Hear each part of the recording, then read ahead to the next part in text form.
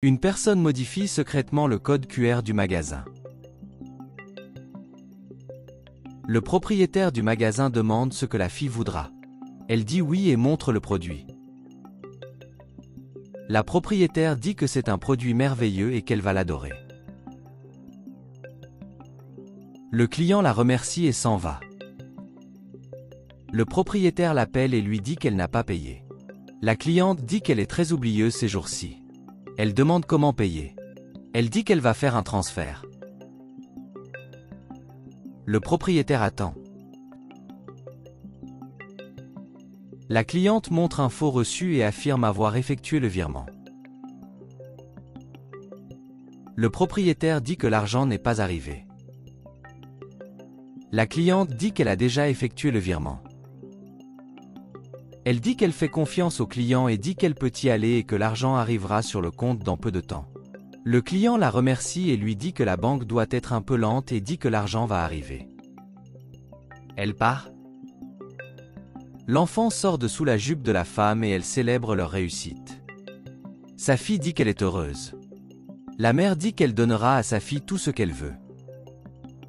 Une femme sans abri dit qu'elle ne le permettra pas. La femme sans abri arrive désespérée au magasin. Le propriétaire lui dit de partir. Elle dit qu'elle veut parler de la femme et de sa fille. La propriétaire dit qu'il n'y avait pas d'enfant dans le magasin et lui dit de partir parce qu'elle sent mauvais. Elle dit qu'elle essaie d'aider. La propriétaire dit qu'elle ne veut pas savoir et lui dit de s'en aller. Elle prend le téléphone portable de la femme et s'enfuit. La femme la rattrape et lui dit de rendre le téléphone portable. Elle dit qu'elle voulait juste montrer quelque chose et rend le téléphone portable. La propriétaire dit qu'elle ne comprend rien et demande ce qu'elle veut montrer. Elle raconte que son dernier client est entré dans l'établissement et a frappé la femme. La propriétaire dit qu'elle ne comprend rien.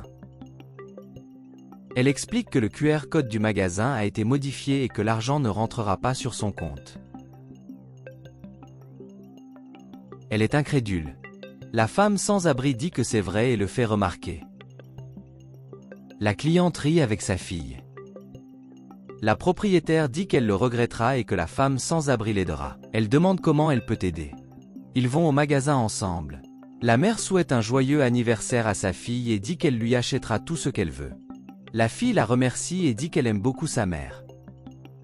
Sa mère dit qu'elle a le droit de choisir n'importe quoi. Elle dit qu'elle lui donnera le monde si elle le souhaite et qu'elle aura une vie merveilleuse. La femme montre quand le client a commis l'arnaque dans le magasin. La propriétaire dit qu'elle ne le rendra pas bon marché. La femme dit qu'elle va l'aider avec ça. Le propriétaire demande comment ils vont se venger. La femme sort son téléphone portable et scanne le code QR. La fille demande si ce qu'ils font est mal. La mère dit non, parce qu'elle dit que dans ce pays, ils doivent tout faire pour vivre et que tout cela n'est pas mal. Elle ajoute qu'ils auront de l'argent pour tout. Elle est choquée de voir qu'elle a reçu un tout petit transfert et se demande ce qui s'est passé. Elle reçoit un message la menaçant si elle n'arrête pas d'arnaquer. Elle a peur et demande ce qu'ils vont faire maintenant. La fille est réfléchie. Ils retournent au magasin. Le propriétaire du magasin dit que c'était bien pour elle de revenir et lui dit de restituer tout ce qu'elle a volé. Elle demande pourquoi elle devrait tout rendre. La propriétaire du magasin dit qu'elle la dénoncera à la police si elle ne le rend pas. Elle dit qu'elle ne l'a pas fait par souci de mal mais pour éduquer sa fille et lui offrir le luxe qu'elle mérite. La femme dit que ce n'est pas bien et que ce n'est pas la bonne façon d'élever un enfant. Elle rétorque que celui qui n'a rien ne comprend pas. La femme dit que même si elle n'a rien, elle ne vole personne.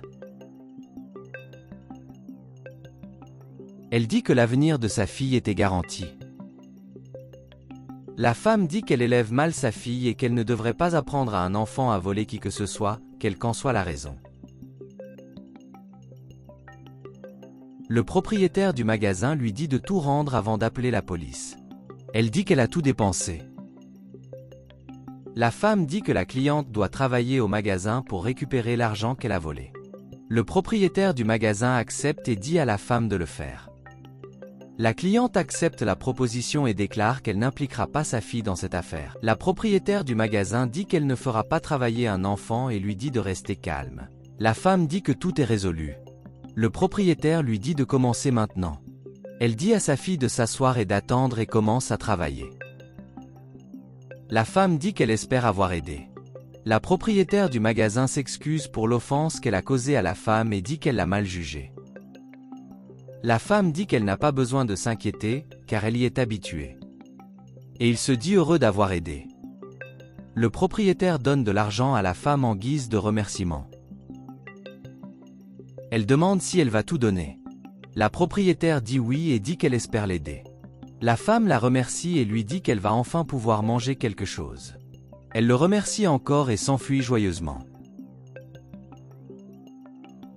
Le propriétaire du magasin attire l'attention de la femme et lui dit qu'elle veut lui donner de l'argent. La femme ne comprend pas. Elle dit qu'elle donne de l'argent pour la fille de la femme et rien de plus. Elle dit qu'elle pense que la femme est également désolée et lui propose une opportunité d'emploi. La mère est heureuse et dit que le propriétaire du magasin est une personne très généreuse et gentille. La fille demande à sa mère de l'accepter. La femme accepte le poste et dit qu'elle regrette d'avoir fait toutes ces mauvaises choses.